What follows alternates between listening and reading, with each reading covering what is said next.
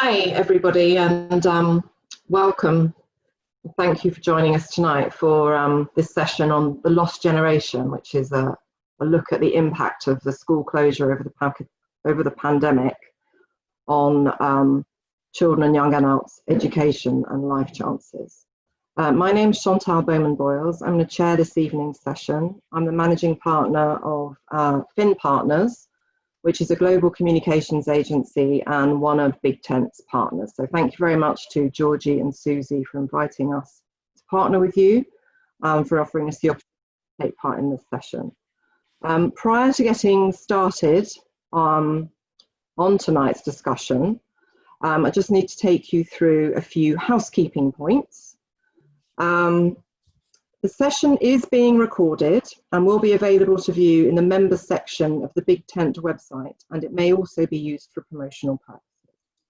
If you'd like to watch a replay of tonight's event or any of the other Big Tent digital sessions, it's one of the exclusive benefits available to Big Tent friends and student friends. Visit the Big Tent website for details or follow the link in any Big Tent email. I'd like to also thank tonight's other partner, COVID-19 Check. And as we move through the discussion, we'll invite you to ask some questions shared either when you registered or asked via the chat during the sessions. If someone says something interesting, please do feel that you can ask a question on the chat, and we'll try and get to as many of those as we can at the end of the discussion. Please stay muted during the discussion unless you have a question.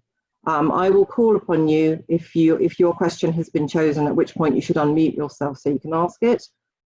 We expect the event to last about an hour, and there will be an informal discussion after the main hour for another half an hour or so, which will not be recorded if you'd like to stay online. If the internet for any reason decides to bail on any of us, an alternative chair will take over and the discussion will continue. Let's hope that doesn't happen. So without further ado, as all the best chairs say, I'd like to introduce our speakers for this evening. First of all, Matt Hood, who's the principal at Oak National Academy. He's also an independent advisor on educator professional development at the Department for Education and a founder at Ambition Institute, one of the largest providers of educator development in England. Matt also volunteers as a trustee at the Brilliant Club. He's chair of the governors at Bay Leadership Academy in Morecambe and convener at Researched Home. He is a former teacher, school leader, and charity director. After we hear from Matt, we'll be hearing from Tilly Brown, who is a primary head teacher at Reach Academy in Feltham. This is an all-through free school for 2 to 18-year-olds. After finishing at Cambridge in 2011, Tilly moved to Hong Kong and was an educational consultant supporting pupils to apply to Oxbridge. She left the Bright Lights and returned home to complete the Teach First programme in 2013. After completing the programme in Hayes, Tilly moved to Reach to set up Year 3. Over the last 5 years, she's taken on a range of roles at Reach, from literacy lead for the primary phase to deputy head teacher for culture and relationships for the whole school. And last but absolutely not least, we'll be hearing from Baroness Sally Morgan, who is the Master of Fitzwilliam College, Cambridge. Sally was born and went to school in Liverpool. She is a Labour peer, worked for 8 years in 10 Downing Street and was Minister for Women and Equalities. She's always been very involved in education and since 2005 has been chair or advisor to charities serving disadvantaged young people, including ARC, Ambition Institute and Frontline. She is currently a trustee of the Education Policy Institute and is also chair of the Royal Brompton and Harefield NHS Trust. She served on the Olympic Delivery Authority Board for London 2012 Olympic and Paralympic Games and is a former chair of Ofsted and vice chair at King's College London.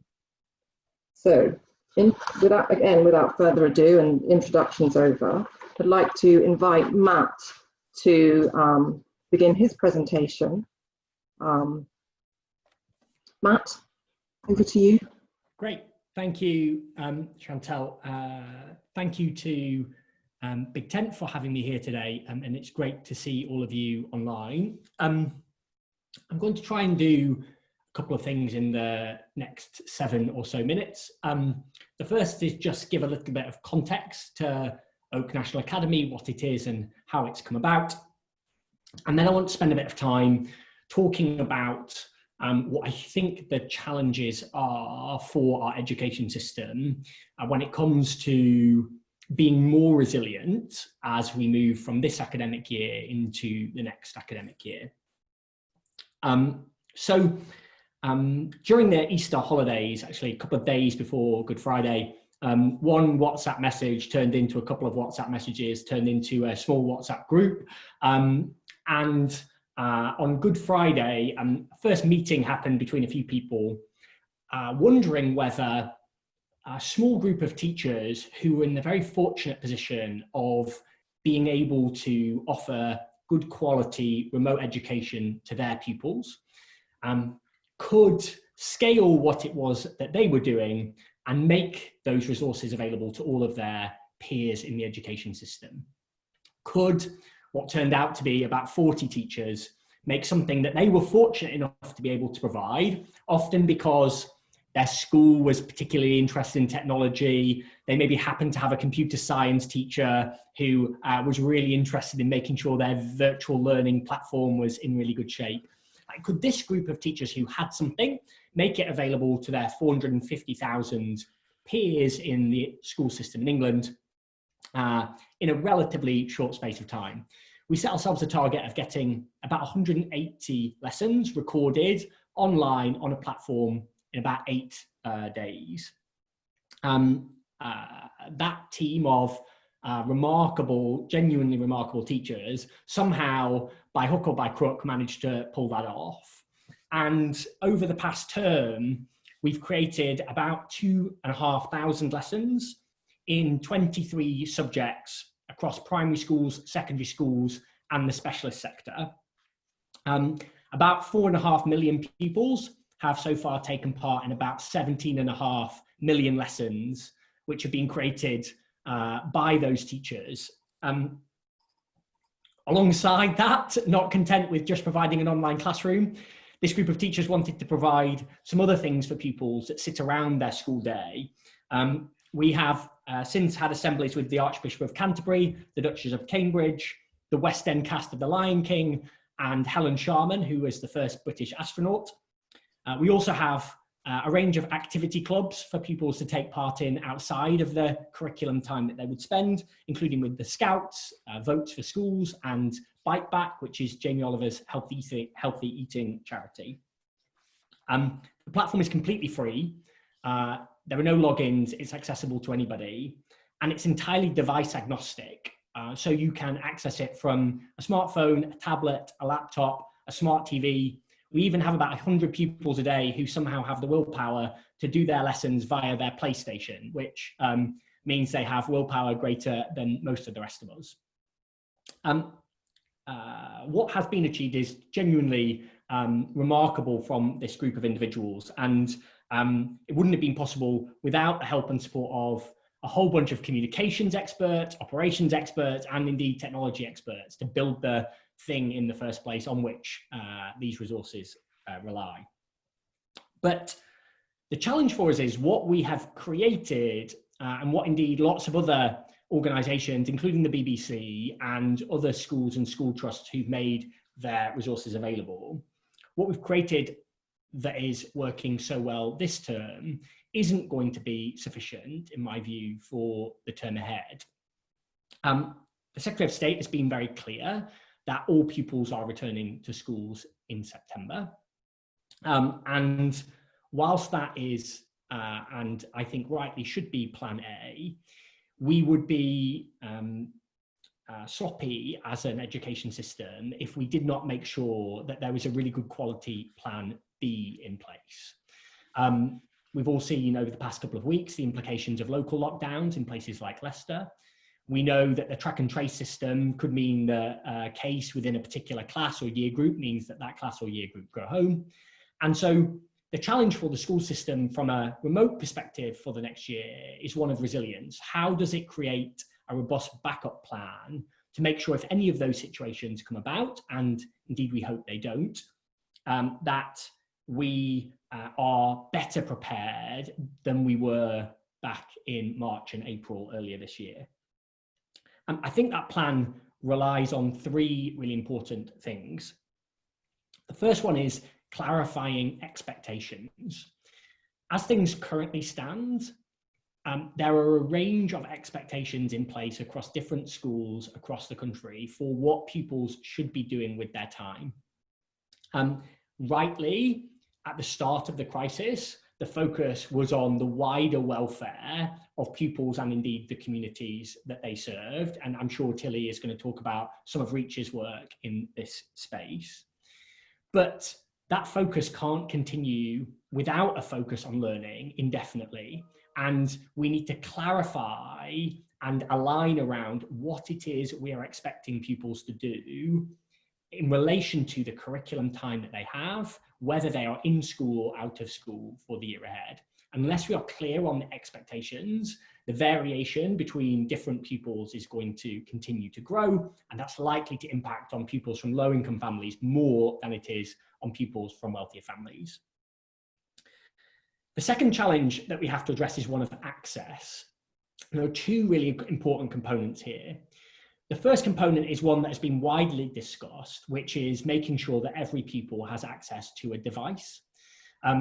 Devices can come in all shapes and sizes. In fact, we can see through Oak National Academy the sorts of devices that pupils are using to access online learning.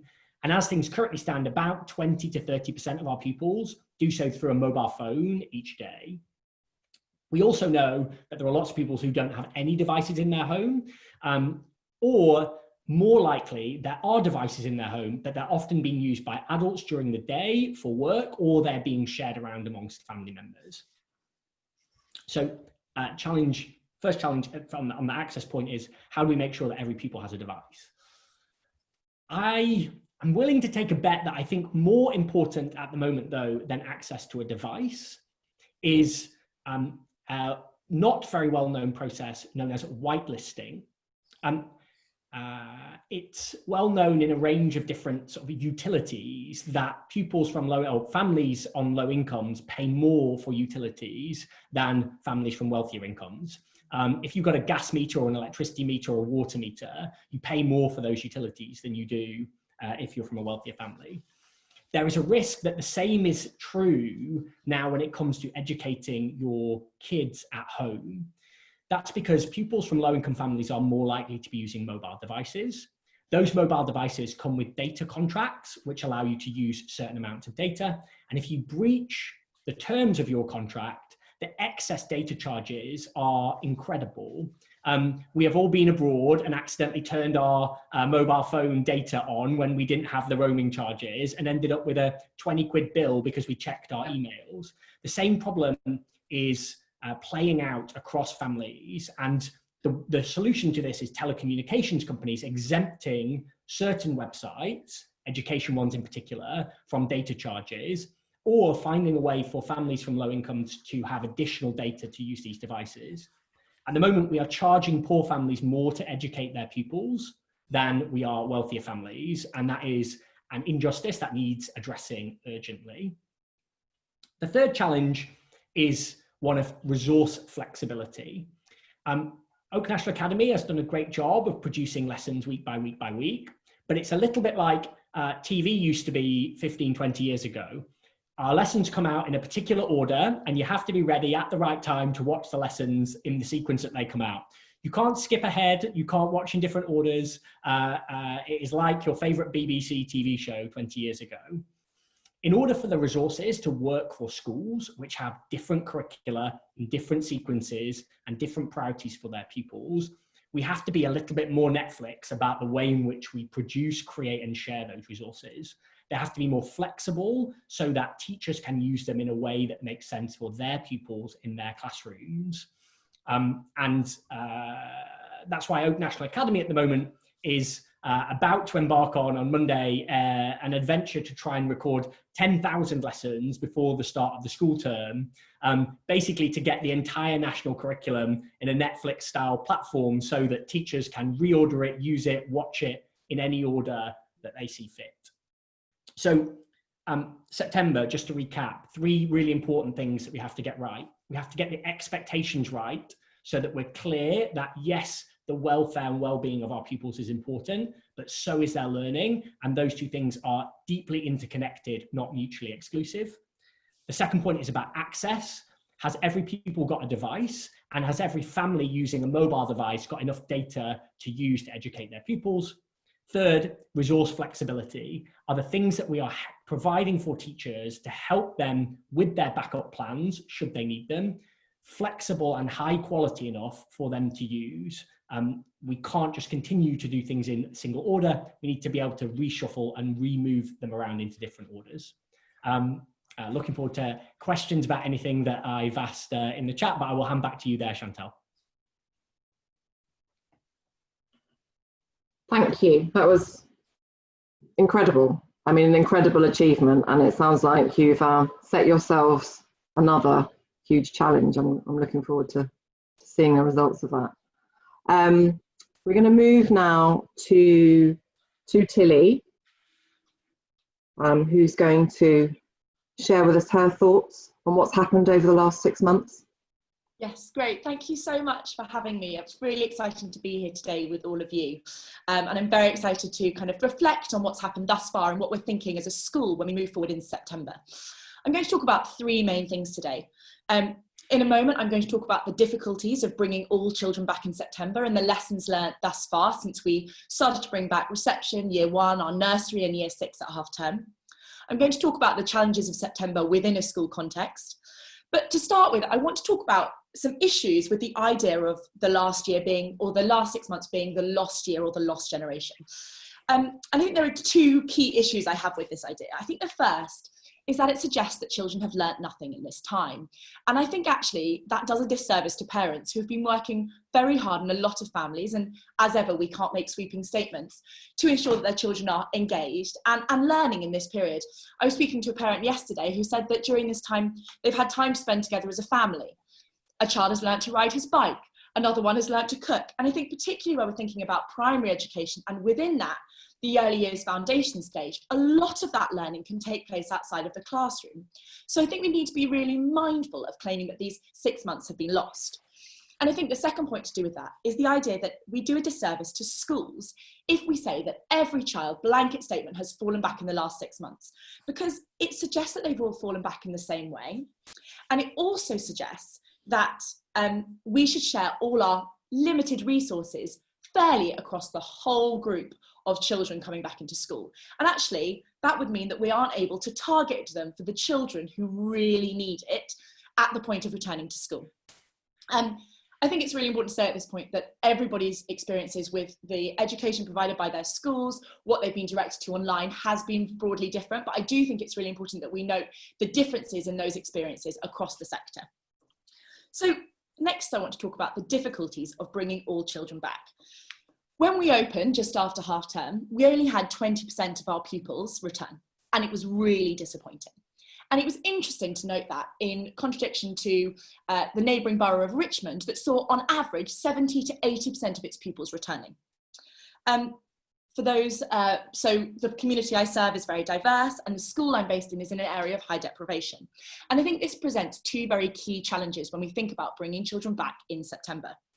One is the difficulty of multi-generational households. I can totally understand why a parent would be reticent to send their child into school at the point at which they're returning home to their elderly grandparent. And I think this is something that is prevalent in lots of communities, but particularly in areas of high disadvantage. And I think the other key point is the increased risk to people of specific ethnicities. The multi-generational households is unlikely to change before September. And without further research into the impact on specific ethnicities, we cannot believe that all children are going to be able to return in September. And most of these, or at least some of these, will be some of our most disadvantaged, for whom school and their education is absolutely vital. And so, to build on Matt's point that he made earlier, we need to feel really sure that we've got an offer online that is helping these pupils to maintain their pace of learning and is enabling them to gain access to a similar curriculum to what is happening in school. Obviously, we want all children to come back, but I think we need to be really aware of this portion of our population and of particularly our school communities. And And the last thing I want to think about is the challenge of September.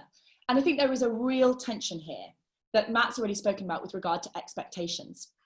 The tension is between giving pupils a lot of pastoral input and helping them to really process what has been a very difficult period of time. But the tension is then, how do we ensure that that doesn't take over and lead to more loss of learning within the curriculum in an academic fashion? It's so important that we enable both of these to take place alongside each other. So the way we're thinking about it is sort of in a three-step model.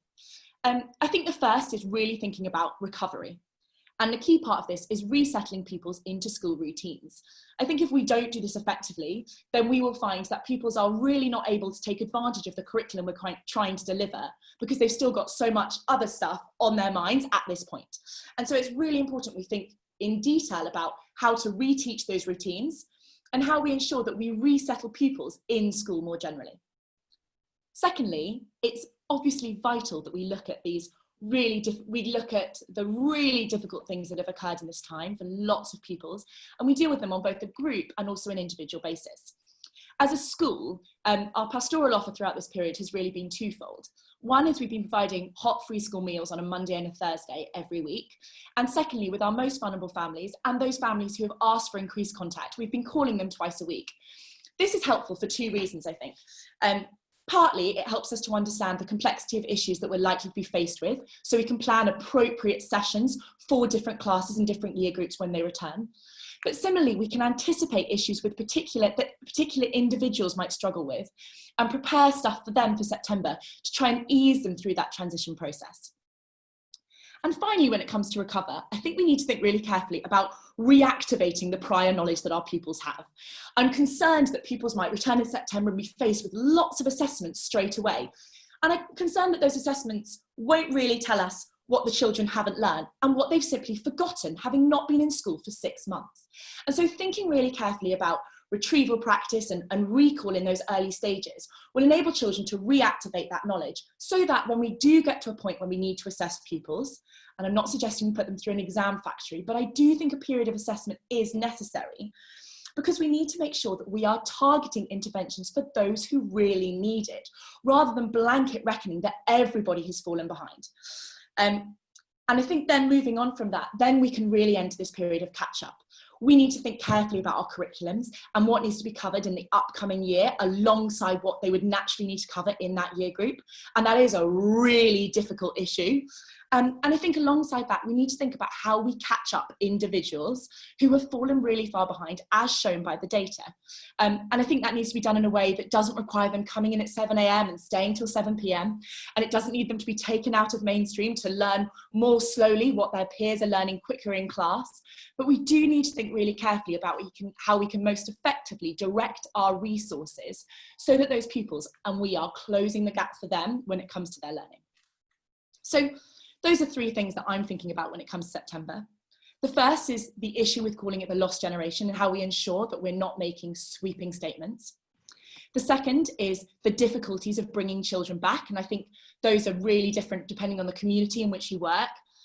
And thirdly, the challenge of September and how we can think about recovery and catch up to ensure that pupils are settled in school and recovering any education that they've lost. Thank you. Thank you, Tilly. That's really useful. Sally? Thank you very much, and hello everybody. I thought I would sort of very briskly talk about what I thought were the sort of key transition points that I'm most worried about in terms of the effect on students in the last year, and then very briskly sort of a few thoughts about what could be done. I mean, I start on the basis of saying the priority for me is to see us that, well, basically we've got to get students back. We've got to get them back in school. We've got to get them back to university because everything else is second best, so far as I'm concerned. In terms of sort of the key transition points I'm worried about, I mean, I'm worried about that the very early years into reception, and the lack, and Tilly will know about this far better than I do, but certainly my Ofsted days, I remember that business about kids being school ready or not. So it's, you know, can they go to the toilet on their own? Can they sit and listen to a story? Can they hold a pencil? Can they eat together? Can they play together? There'll be a group who we've lost, and there's time to, we've got to make up 6 months that we've lost there, and they will have gone backwards, not forwards to a certain extent. I think there's year 6 transitioning into year 7. And I just feel, I mean, actually my heart goes out when I think about, because that summer term in year 6 is so special, and it's so a sort of handing them on to the next people. So with the school play and the trips and the sort of community moving on to the next stage, I think secondary schools, year 7 teachers and leaders are going to have to think really hard about how they collect together that group of children who have lost something very, very special, I think. I think the year 11s, but this year's year 11s and next year's year 11s really worry me, because I think there's that peak of education that heads towards GCSEs, and instead of being the end of 5 years that is an end point for many children, it's now a vacuum. I think there's the lack of advice for the next stage, there's the lack of readiness. I'm particularly worried about kids who, and we all know them. I mean, I was only a teacher for 4 years, but if I think back to those children, you know, in the end, post mocks absolutely cram and make that big jump, particularly boys, I'm afraid. I mean, I hope it's changed a bit, but I bet it hasn't changed that much. There'll be a group there who really will be disadvantaged about losing that final push. And I think the same for next year's year 11s, who have obviously effectively lost 6 months. I think the year 13s, when I talk to teachers who do a lot of sixth form teaching, they feel pretty heartbroken about the year 13s, because in a sense their focus has had to be on the year 12s. And again, there's a group who I think should have had this great focus of final effort. And I am particularly worried in terms of the year 13s going into university and what will happen on admissions and offers. And everything I have heard recently in terms of the Ofqual statistical model, I think is going to disadvantage the sort of students at poor schools who actually should be getting good results. Their offers will have been, you know, there's a danger that either the offers haven't been put in to Ofqual at a high enough level, or the school results over recent years mean that the Ofqual model will not give sufficient attention to those pupils. And I think universities are going to have to be really, really mindful of that and wake up to what's going to happen. And I think we need to monitor it extremely closely, because I think there could be part of our lost generation will not be going to the universities that they should be going to. And I think in terms of universities, again, I think there's been the same sort of divide that Matt's been talking about and Tilly's been talking about. So sort of the confusion when COVID started about students being sent back home to a digital divide. So, you know, a lot of very fast online learning, some of which was very good, some of which wasn't very good. You know, and it varied between, I'm sure it varies between institutions, but it varies obviously as with teachers, it varies between individual academics. But more fundamentally, have they got somewhere to work at home, and have they got the equipment, and have they got the technology? Exactly the same as with school students. And I think that's been a big division. Plus, what is their home existence like? I mean, you know, it's no different between school or higher education. It's about poverty. It's about whether there's a secure environment, whether it's supportive. We've ended up, certainly in my college, we ended up keeping quite a lot of students here. Either they couldn't go home because they were international, but actually quite a lot of domestic students where home, for some reason or another, wasn't where they should go back to. Either because it wasn't secure, either it wasn't safe and secure, or there were vulnerable adults there and it wasn't fair for them to go home. So we've ended up running a sort of dual existence. And in terms of what I think we should do, as I say, my priority at all across the ages here is to get people back and to wake up about a grown-up conversation about risk. And I think there's a much bigger risk keeping people off than there is going back to school and going back to university. Secondly, I think we've got to focus really hard on disadvantage. When you've got a pot of money, if it's spread too thin, it's not worth very much. If you really focus it and use it well, it's much more effective. So focus hard on disadvantage. I'm deeply disappointed in the government's inability to get anything sorted for the summer. I think there should have been a range of summer schemes.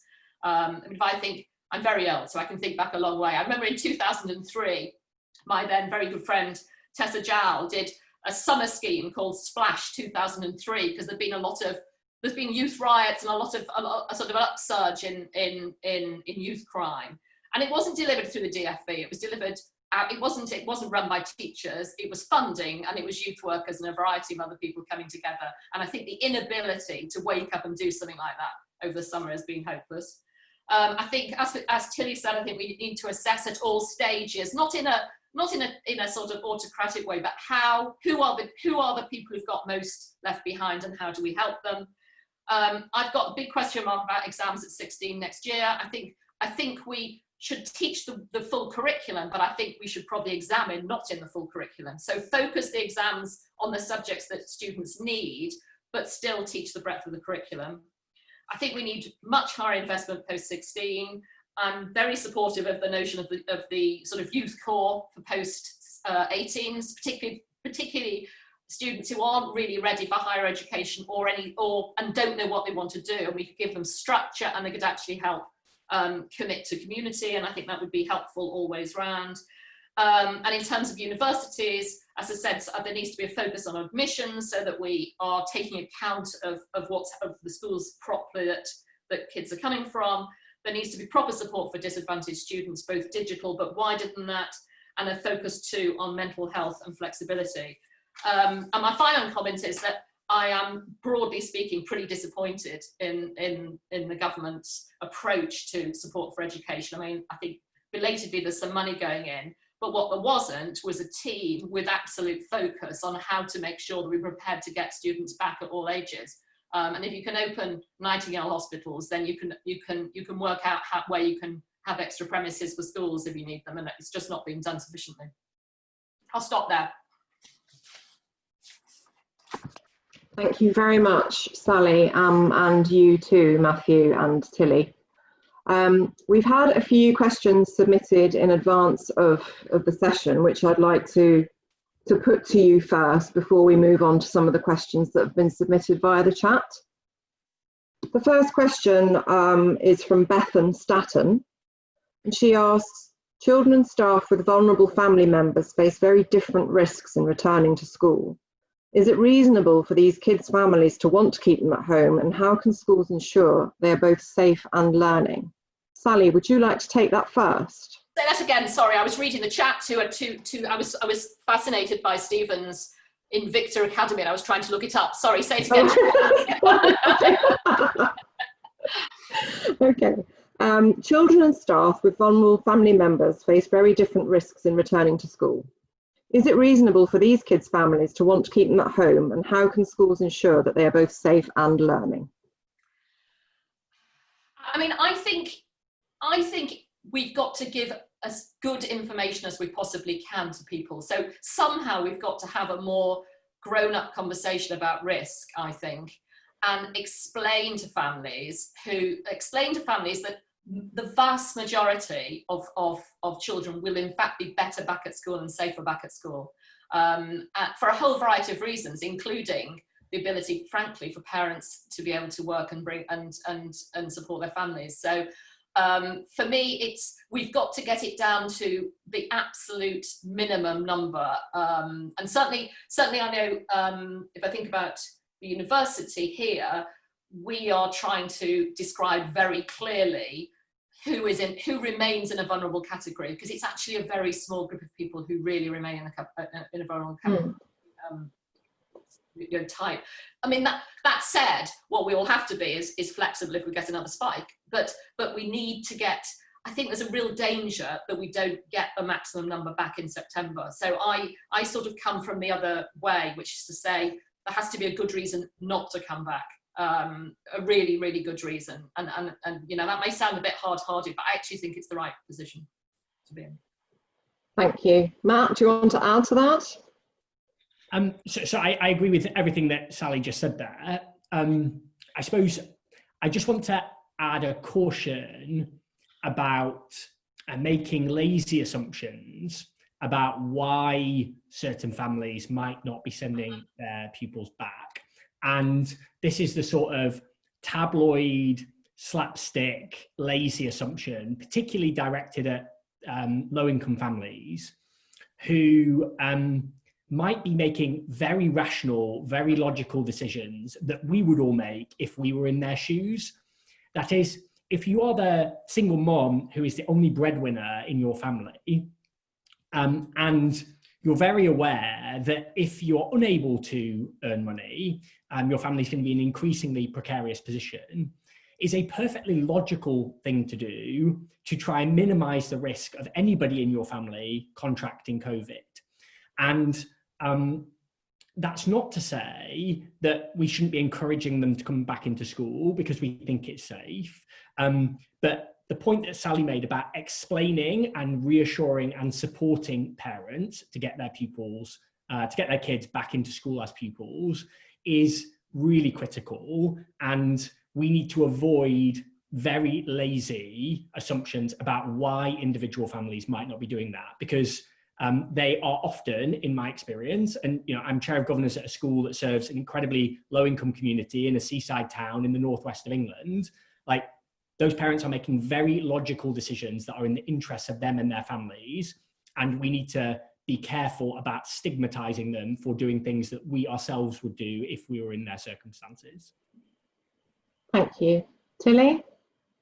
I mean, I just really echo what Sally and Matt have said. I think, having spoken to parents recently who have similar concerns, they all want their children to come back. Like, they're not saying, oh, I don't want them to come back. They do, but they have to make these decisions. And I can't imagine what a difficult decision it must have to be to decide between what you consider keeping your family safe and what they consider a really important part of their child's education, which is sending them back to school with all the other children. So I think we need to be really careful not to think that these families don't want their children to go back. I think in a lot of situations, and in the vast majority, I would say they do, but they need to make the right call for their family and their situation.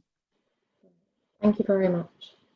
The second pre-submitted question is from Helena Posniak. Have boys suffered more than girls during lockdown? E.g., has more time been spent gaming with fewer support structures? Which pupils have benefited from the changed way of teaching? Should we reverse? Tilly, would you like to go first? Yeah, absolutely. I actually saw Ashley make an interesting point in the chat, and I now unfortunately can't find it, which she said a study that she's quoted. The study came out from the Elephant Group, who helped free school meals and underrepresented young people into university, and it was girls who have had a drop in confidence in this period. And I think that that's really important. Like, the challenges for boys and the challenges for girls will have been very different, and I don't think we should try and say that the challenges are gender and one is worse than the other. I also think we shouldn't really label the challenges based on gender or any of those things, because every single family has had such a different and difficult experience in this period of time. And so I think it's more important that we let schools look at their communities and look at the individuals within those communities on an individual basis and think about what's the best thing for them and the impact that this has had on different people. I think partly because we've had some pupils who we might have wrongly anticipated would have found this period really difficult, and actually they've had a great time and their mother's really taken to working from home and home learning with the pupils. So I think we shouldn't take our preconceived ideas to the table when we think about what pupils or how pupils return to school at the end of this period. And has this new way of learning benefited some pupils? I think the answer to that is probably yes, but I'm going to hand over to Matt, who I feel like will have some good ideas about this. Beautiful segue, Tilly. So I have no idea on the boys versus girls one, so I'm going to duck that and leave Tilly's answer on the table. But I do want to talk a little bit about some pupils who I think have benefited now, and I think might benefit in the future because of some of the things that we've learned. So we had hundreds and hundreds and hundreds of teachers and parents get in touch about various things. If you look on our Learn with Oak hashtag, it's just full of kids learning things that they're doing in their lessons. A group of parents in particular, and actually indeed teachers, I had a good conversation with Nottinghamshire local authority about this a couple of weeks ago, have found that some pupils, so particularly pupils with specific types of autism, for example, have found the environment and the method of learning that they've had through this period to actually be really productive and useful. There are some things about minimizing the number of other individuals that are in the room with you, the sorts of complex interactions that some people find challenging. And so we've had lots of it, it's all anecdotal, but lots of like, this form of learning really suits my child really well. And so I think there are some pupils for whom, there's definitely been some upside. I think the opportunity for us here is teachers have learned loads during this period, right? We went from a system that largely delivered face-to-face education, and we've had to learn how to do all of these other different things in a very short space of time.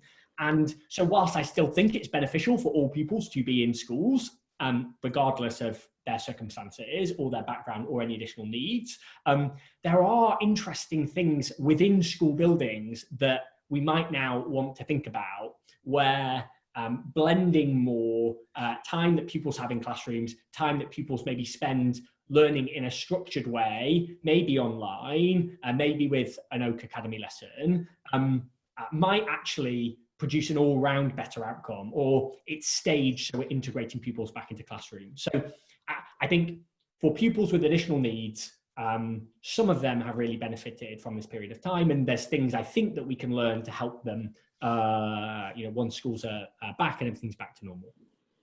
Thanks, Mark. Sally? I mean, I suppose I just think we've kind of got to be honest about what's gone on. I was talking to somebody the other day who was saying to me, it's marvellous really, because her kids are learning at home, the school, they clock on at 9:15 in the morning, they work all day, and it's marvellous because she doesn't need to do the school run. And that is one group of people who are being, so you've got that, and then you've got kids, and I've talked to teachers who've been so worried they've gone, and I'm sure it's like this in Tilly's school, that they've gone round to see why they can't get any communication from the family, and they've kind of pulled the shutters down. I mean, they've closed down because they've cut off from the world, and that's the extreme that we're dealing with here. So I think there is, as Matt said, I'm sure there are things we will learn, and we can deliver education in a more interesting way. I think for some pupils, the individual focus that they've had from a teacher in a one-to-one way has sort of released something fairly amazing. And I've talked to people who've got students who've developed incredibly, because they've often been the sort of the naughty kid in the back, but actually they were bored or they weren't being stretched, and suddenly they've got focus. But I just think, I don't think it's about boys or girls particularly. I think there are differences. I really think it is about disadvantage. And I think many families, many parents have tried really, really hard. But most of us here probably have spent a lot of our lives working to try and at least close the gap between affluent and disadvantaged pupils. And what's happened now, undoubtedly, is it's opened again. And we're all trying to paper over the cracks, but actually we've got to get kids in school in order to get to try and close that again. Thank you. Our next question is from Ellie Costello, who I can see making comments in the chat, but she's asked me to read this question out. To what extent is blended learning and digital access envisaged as part of a recovery curriculum? And how is a digital education offer differentiated for learners and accommodated for those with SEND? Sally, do you want to take that first? I mean, I can talk briefly there about university, where I think the experience of this term, I think people have learned an awful lot. As Matt was saying, I think people have learned a lot, and what has to be done digitally will be done more creatively and better, I think, going forward.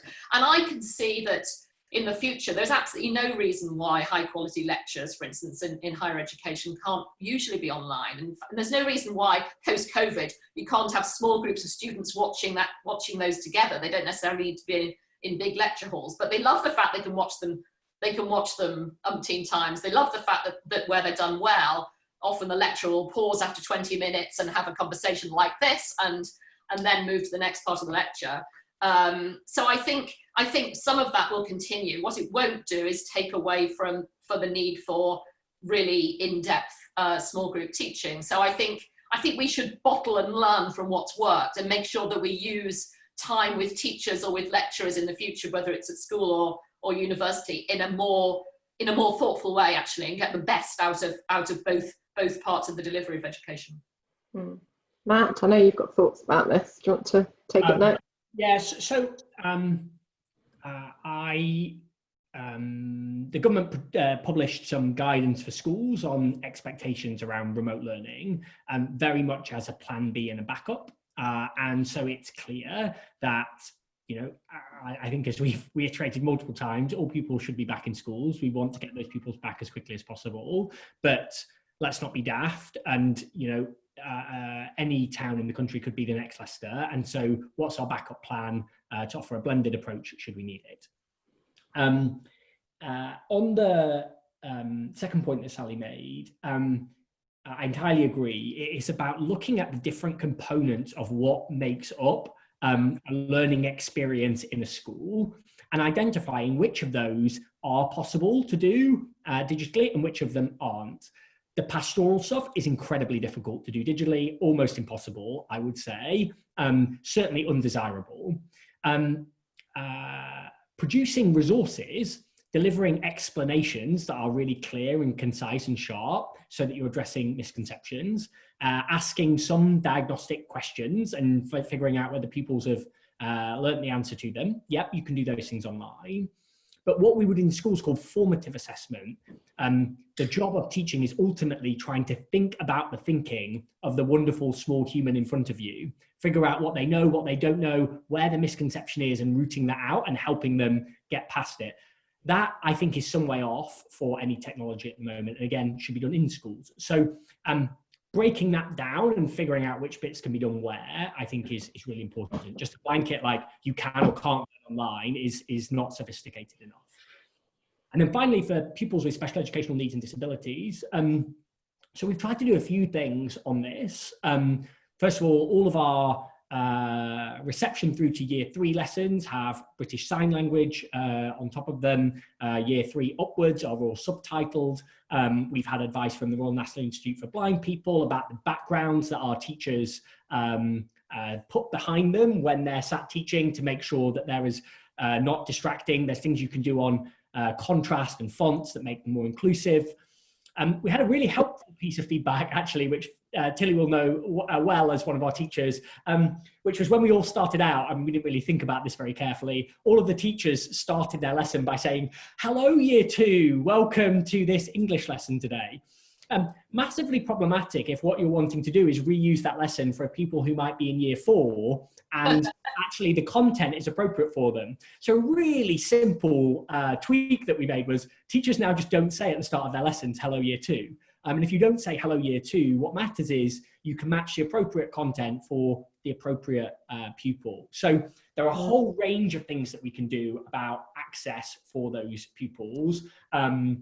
We just need to think really carefully about them. And often it's the pupils themselves or the parents who are giving us like really useful tips and advice on how to just make it a little bit easier for them. And, you know, those things have been some of our biggest highlights. Like that piece of feedback there, I think is the single best one we've had. Yeah. Tilly, do you have anything to add? I think nothing really on the kind of pupil side, but I think we need really amazing teachers in front of our pupils in September. And I think digital technology gives us a lot of access to improving the CPD offer for teachers.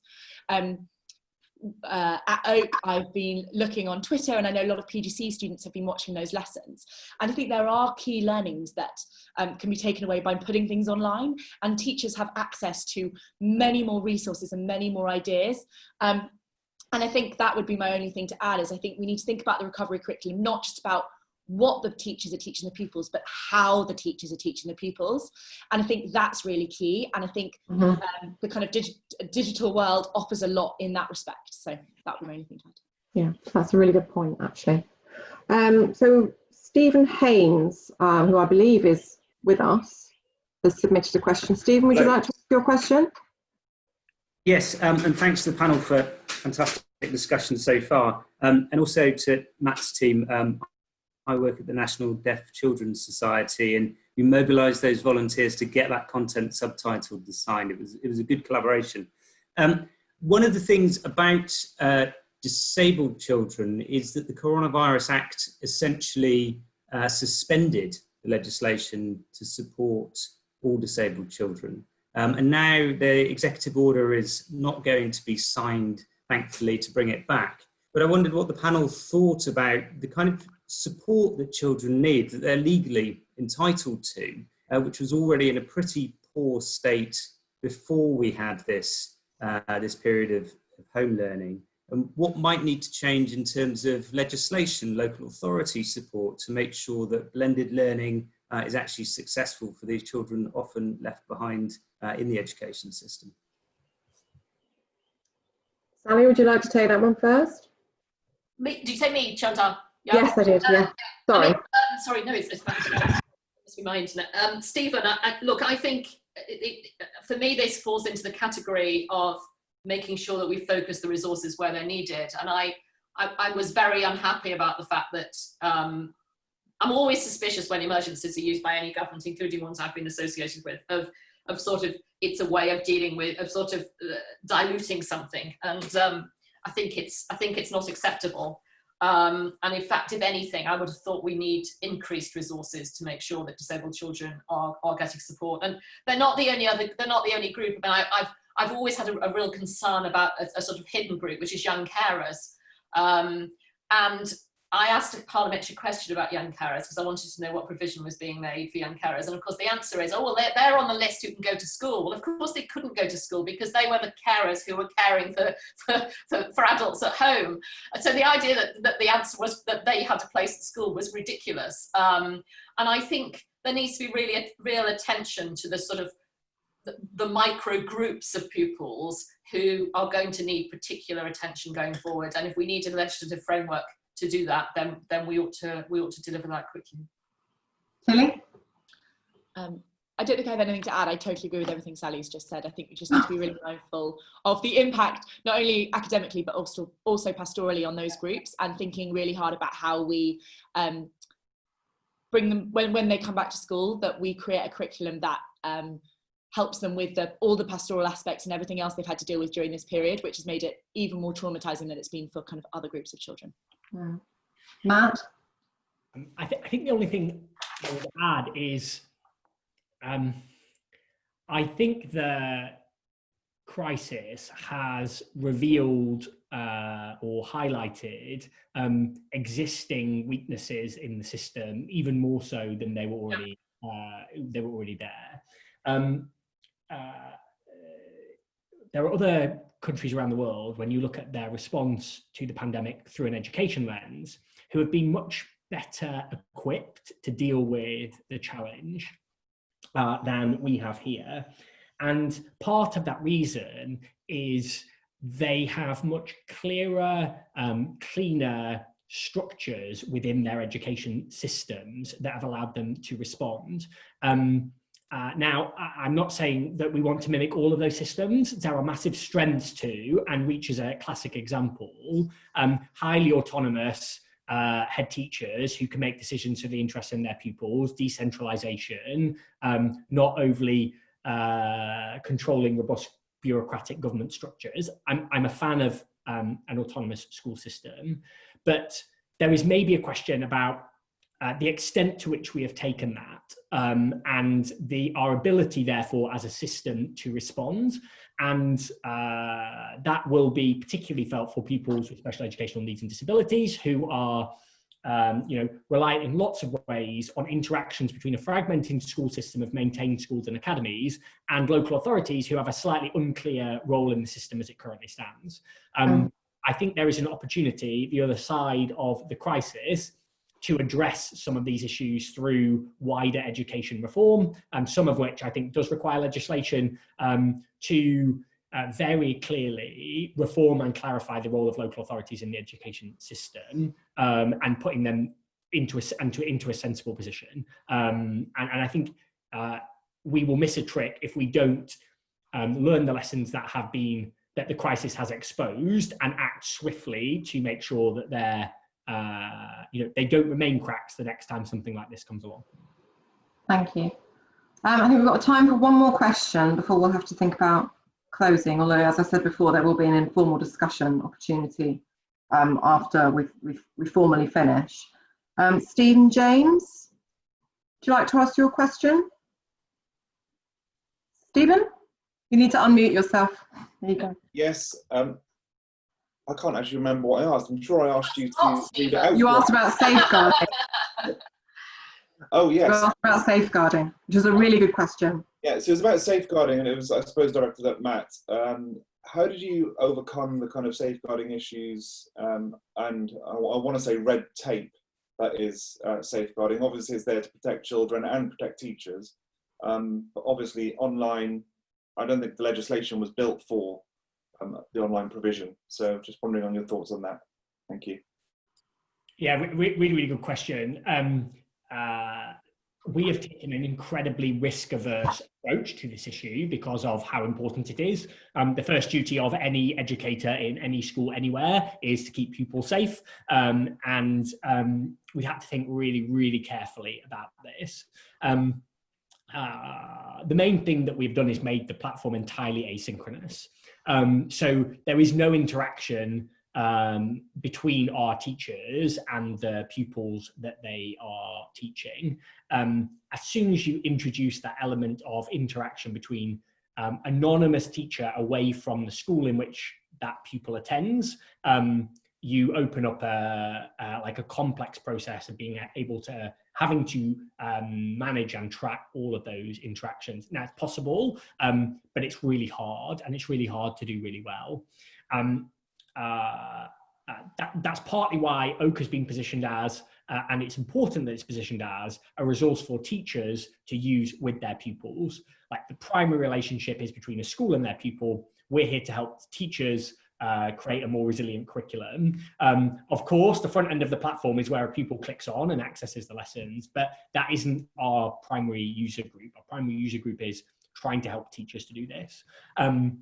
You know, we have had to think really carefully about privacy statements on the website. We don't collect any data about the pupils. We and you know, if we were to ever think about that in the future, that would be a really important concern for us. Because unless that teacher is DBS checked and they work in that school and they know that pupil, it's very difficult to get into, very easy to get into a difficult situation. And you know, the unfortunate downside of that is you do lose some of the ability to kind of interact with those pupils and do some of the things that are really important. But you know, there are 450,000 amazing teachers in our education system who can do that bit. We're trying to lighten the burden of like having to upload the damn thing onto some sort of platform that you might not understand. That bit we can do for you nice and easy. The other bit, thinking about the thinking, understanding the pupil, keeping them safe, you know, we can't take those bits, and nor do we want to. Thanks, Matt. Any final thoughts from you before I ask for final thoughts from Tilly and Sally? No, I don't think so. I suppose I'll just reiterate my 3 points from my presentation, which is thinking really hard about expectations. What are the expectations for September, and how we communicate those really clearly and help people to meet them. Second is about access. It is not beyond us to put a device in the hand of every pupil, and it is not beyond us to exempt poor families from excessive data charges. They are solvable problems in this context, and we should be solving them. And then the third one is about flexibility, thinking about making things appropriate for the teacher and the individual in their context and not making sweeping generalizations about them. I think if we can solve those 3 problems, September will be off to the best possible start under the circumstances that we're in. Thank you. Tilly? Yeah, I think in a similar fashion, just to kind of restate, I think being really careful about any sweeping statements we make about learning lost, because it will hinder our ability to really target the limited resources we have towards the children who most need it. Being really aware of the difficulties of bringing all children back, and particularly with regards to our most disadvantaged, and thinking really hard about that on a school but also on a national basis. And then I think finally, ensuring that we create a clear balance in September between recovery for our pupils in a pastoral sense, but also curriculum that does enable us to close the gap for those who most need it. Thank you. Sally? I'd say finally, I think trying to make sure that we have as many students back at school in September, but also throughout the next term, will probably it'll take real determination, but it'll also need a sort of partnership on a local level to try and be flexible. So, you know, if there's little spikes, we're going to have to move really quickly. So how can business help? How can community organisations help? How can local government make sure it's got some level of coordination in doing that? So, you know, if you suddenly need more an extra building, how is that going to be coordinated on a local basis? I mean, and it's that sort of thing that I suppose I feel we've lost 4 months of planning on, actually, because it's not being coordinated properly. But what can be done at this stage to make sure that we are more resilient from September onwards in terms of trying to keep the maximum number of pupils at school? Well, thank you all very much for taking part in tonight's discussion. We really, really appreciate all of your contributions. Just remains for me to remind everybody here that if you do want to watch a replay of tonight's event, or you think it might be interesting to somebody you know and you want to invite them to have a look or a listen, the replay will be available on the Big Tent Friends, the Big Tent website, and it's one of the benefits available to Big Tent Friends and Big Tent student friends. We're going to close the formal discussion now, but as I mentioned before, there will be an opportunity to continue in a more informal way for about another 15 minutes, half an hour, if you'd like to stay. But again, thank you very much to each of our speakers, Sally Morgan, Matt Hood and Tilly Brown. And thank you all for joining our event and sitting through this, what I think has been a very useful and very informative discussion.